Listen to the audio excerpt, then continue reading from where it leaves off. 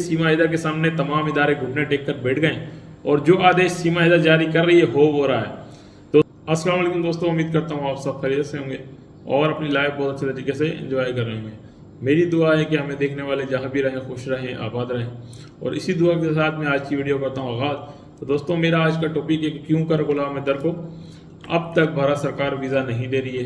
क्यों कर गुलाम हैदर को अब तक यूपी सरकार ने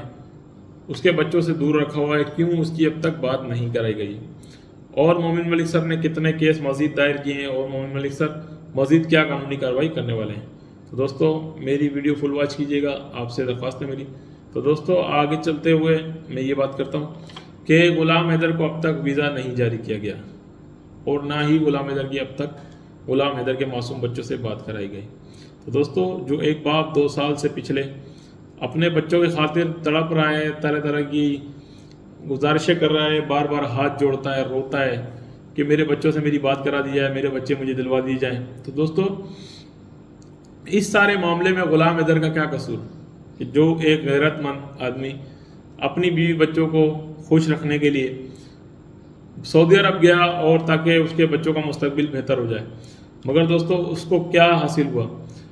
वो अपने मासूम बच्चों का मुस्तकबिल के ख्वाब आंखों में लेकर जब यहाँ से सऊदी अरब गया था तो उसके ज़नो गुमान में यही था कि मेरा घर भी किराए का है, कोशिश करके मेहनत करके जल्द से जल्द वो अपना घर ले लेगा और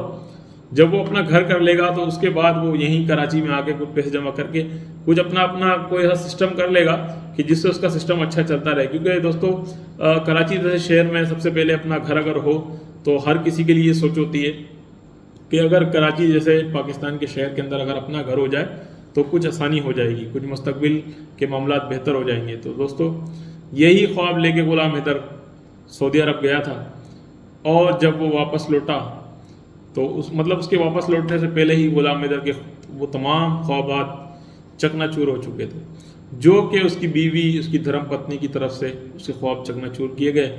और उसके एतमाद को बहुत ही सख्त किस्म की ठेस पहुँचाई गई। तो दोस्तों, दूसरे अल्फाज में कहूँ तो गुलाम हैदर के पीठ में छुरा घोंपा गया और गुलाम हैदर जिन बच्चों को ख्वाब लेके मुस्तकबिल के पाकिस्तान से रवाना हुआ था वो ख्वाब उसके चकनाचूर हो गए। तो दोस्तों, इसके पीछे टोटली जो कसूरवार है वो ये महिला है, सीमा हैदर, जिसके आसरे पर, जिसके भरोसे पर वो अपने मासूम 4 बच्चे उसके हवाले करके गया था। और दोस्तों, जब गुलाम हैदर भाई यहाँ से रवाना हुए थे तो आप सभी जानते हैं कि उसकी जो बच्ची थी छोटी वाली वो उसके पेट में थी, सीमा हैदर के, जो मुन्नी जिसका नाम है। तो दोस्तों, आज जो सीमा हैदर भारत के अंदर बैठ के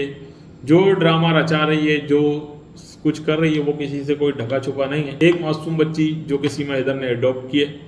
अब वो किससे लिए अल्लाह बेहतर जानता है। जो हमारे अंदाजे के मुताबिक हम काफ़ी दिनों से कह रहे थे कि सीमा हैदर सचिन की बहन की बेटी या बच्चा अडॉप्ट कर लेगी, वो प्रेग्नेंट है, मगर मुझे ऐसा लगता है दोस्तों कि सचिन की बहन ने देने से इनकार कर दिया, तो जिसके बायस सीमा हैदर ने बच्चा किसी और से अडॉप्ट किया है। और दोस्तों, वो बच्चा जो छोटा मासूम बच्ची है, अल्लाह ताला उसके नसीब अच्छे करे, हम दुआ करते हैं, मगर दोस्तों उस मासूम बच्ची का मुस्तकबिल को टोटली तबाह कर दिया गया। एक तरक्की याफ्ता मुल्क में किसका बच्चा उसने लिया, किससे अडॉप्ट किया, ये अल्लाह ताला बेहतर जाने, मगर उस व्लॉग के अंदर उस हॉस्पिटल का नाम भी बताया गया है, क्योंकि भगोड़ी खुद कहती है हॉस्पिटल का नाम तो बता दो एक कैमरामैन को, ठीक है। तो दोस्तों, आप उससे अंदाज़ा लगाएं कि AP सिंह कितना चालाक और शातिर आदमी है कि किस तरीके से हर चीज़ का वो यूटिलाइज कर रहा है, हर चीज़ का वो इस्तेमाल कर रहा है, किसी इदारे को नहीं छोड़ रहा है। कानूनी इदारा हो, चाहे पुलिस हो, चाहे कोर्ट हो, चाहे हॉस्पिटल हो, वो हर इदारे पर काबिज नज़र आता है, जो कि एक शातिर किस्म का आदमी है, चलाक दिमाग का, चलाक माइंड का आदमी है। किस तरीके से उसने पूरी भारत सरकार को एक तरीके से सीमा हैदर के सामने निश्चित कर दिया है, किस तरीके से घुटनों पर बिठा दिया है। तो दोस्तों, मेरा तो मानना यही है कि सीमा हैदर के सामने तमाम इदारे घुटने टेक कर बैठ गए और जो आदेश सीमा हैदर जारी कर रही है हो रहा है। दोस्तों, आप शुरू से देख रहे हैं वो हमेशा से ही कहती है मैं योगी जी के शरण में हूँ, मोदी जी के शरण में हूँ, और अब तक उस पर कोई भी कानूनी कार्रवाई किसी भी गवर्नमेंट की तरफ से नहीं की गई। तो दोस्तों, ये बात एक बहुत परेशान कुन है कि सीमा हैदर किस तरीके से वहाँ भारत में बैठी हुई है, किस तरीके से वो गई थी, उसका कसूर क्या था, वो क्या है, वो क्या पाकिस्तान से कोई कांसी का, सोने का कोई तमगा लेके गई है जो उसका इतना ज़्यादा समर्थन किया जा रहा है। तो प्यारे बहन भाइयों, समझने की बात यह है कि क्यों कर अब तक सीमा हैदर के खिलाफ कोई भी कानूनी कार्रवाई नहीं की गई और क्यों गुलाम हैदर को अब तक गुलाम हैदर को वीज़ा फराहम नहीं किया गया, जो कि एक मजलूम बाप है और सिर्फ वो अपने बच्चों से मिलना चाहता है और अपने बच्चों को मुस्तकबिल सेट करना चाहता है। और वो ये चाहता है कि सीमा हैदर ने तो जो किया सो किया, मतलब वो भारत सरकार अगर उसको रखना चाहती है तो रख ले, अगर डिपोर्ट करना चाहती है, जेल में भेजना चाहती है तो जेल में भेजे और गुलाम हैदर के मासूम बच्चे गुलाम हैदर के हवाले कर दिए जाएँ, गुलाम हैदर की उनसे मुलाकात कराई जाए। गुलाम हैदर की सबसे पहले मांग तो यही। तो दोस्तों इसी की वजह से काफ़ी दफ़ा गुलाम हैदर अब तक गुहार लगा चुका है, बहुत दफ़ा याचिकाएँ दायर करवा चुका है, मगर कोई भी खातिर ख्वाह अब तक उसका कोई रिप्लाई नहीं आया। तो दोस्तों समझने की बात यह है कि क्या इस केस का आगे चल के क्या होगा। तो हम भी और आप भी इस केस को काफ़ी टाइम से डिस्कस करते अब हमारी भी हिम्मतें जवाब दे चुकी हैं, क्योंकि दोस्तों हर रोज़ क्या इसके केस में बात करें। तो दोस्तों कब तक हम सीमा हैदर के सिर्फ झूठ बयान करते रहेंगे कि आज उसने व्लॉग में ये किया, आज उसने व्लॉग में ये टोपी की, आज इसने व्लॉग में ये ड्रामा किया, आज इसने ये किया। तो दोस्तों ये कब तक होता रहेगा? मेरे ख्याल से जब तक होता रहेगा जब तक भारत सरकार इसके खिलाफ कोई एक्शन नहीं लेगी। और दोस्तों बज़ाहिर सीमा हैदर के जो कंडीशन है, जो सीमा हैदर के मामला नज़र आते हैं, बज़ाहिर नज़र ऐसा आता है कि सीमा हैदर के खिलाफ कोई भी कानूनी कार्रवाई नहीं होने वाली है। मोमिन मलिक सर तो अपना काम कर रहे हैं, करते रहेंगे, मगर दोस्तों मोमिन मलिक सर भी कहीं कहीं मजबूर हैं और वो बहुत सारी बातें से बताने से गुरेज करते हैं। और अब लगता है ऐसा है कि सीमा हैदर कभी भी डिपोर्ट पाकिस्तान नहीं होगी। और कभी कभी तो ऐसा फील होता है कि गुलाम हैदर को चाहिए कि वो बस अपनी अब लाइफ ज़िंदगी दूसरे तरीके से स्टार्ट कर ले। तो दोस्तों रमज़ान मुबारक का महीना चल रहा है,